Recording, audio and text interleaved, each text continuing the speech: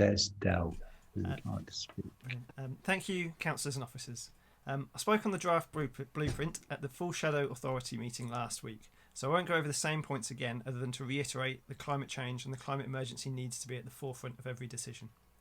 I'll make sure to check all the detail of any new information that is released as we come up to the formation of the new North Northants Unitary Council with interest, especially with regard to the quoted climate change ambitions mentioned in the draft blueprint.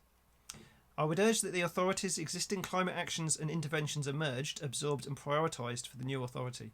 Kettering Borough Council is leading the way in this regard. Also, that serious consideration is given to the formation of a climate change board or committee which includes community engagement rather than a single portfolio holder who has other interests as well.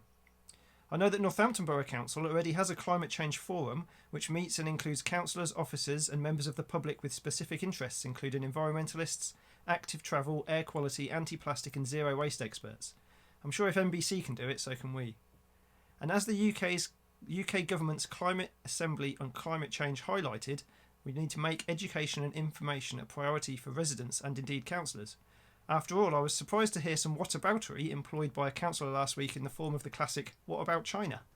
Of course, we aren't in China, but we are in North Northamptonshire, and what we can do is ensure North Northamptonshire's emissions reduce to zero as soon as possible.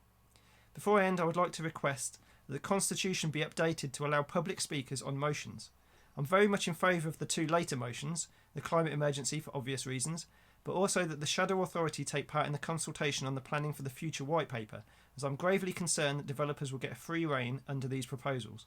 I'm involved in the Save Weekly Hall Wood campaign in Kettering, in which a biodiverse, much-loved and important local woodland is threatened by warehousing. The campaign and local residents have a big fight on their hands under current planning rules, so it would be even more disastrous to have those rules lessened in favour of developers.